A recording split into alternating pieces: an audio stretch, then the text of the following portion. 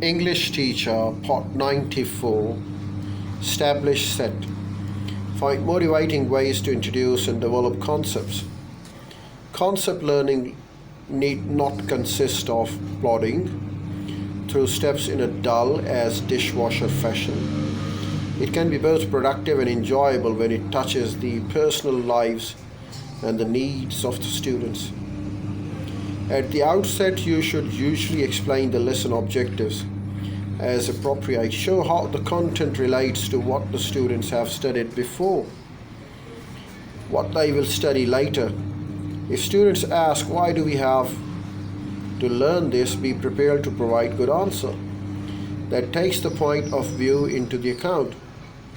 Statements such as, you may need this later in your life, astronauts need to know this, it's going to be on exam, are not likely to motivate your students.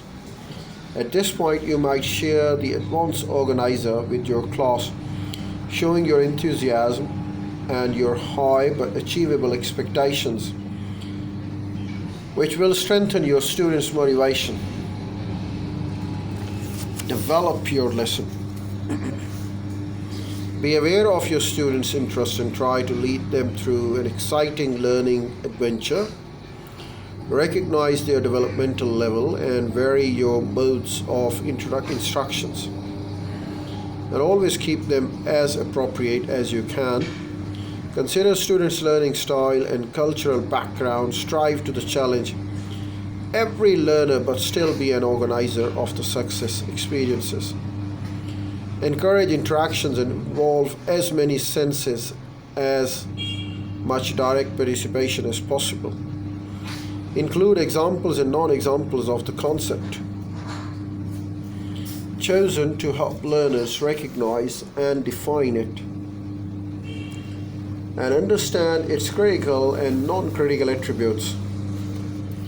Your clear explanations, your use of the variety of appropriate media, and your skillful handling of the questions and answers. Class discussion will help your students learn. If the learners are to transfer or apply their learnings to new related examples or to use information in higher level operations, teach for the transfer. During your lesson, learner participation should be as active as possible in keeping with instructional approach and teaching methods that you have planned.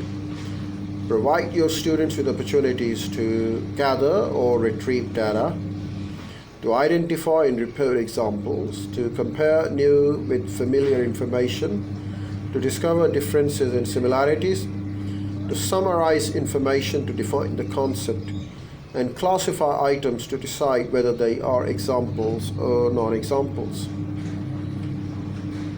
Consolidate your lesson. To help your student remember the new concepts you have taught, provide them with opportunities to use it. Help them practice differentiating both examples and non-examples. Giving reasons for their decisions. Close with a review of the concept definition. Asking your students to state the concepts, critical attributes, and their relationships rather than reciting them yourself. Frame questions to check the students can identify related superordinate, coordinate, and subordinate concepts. Check comprehensions.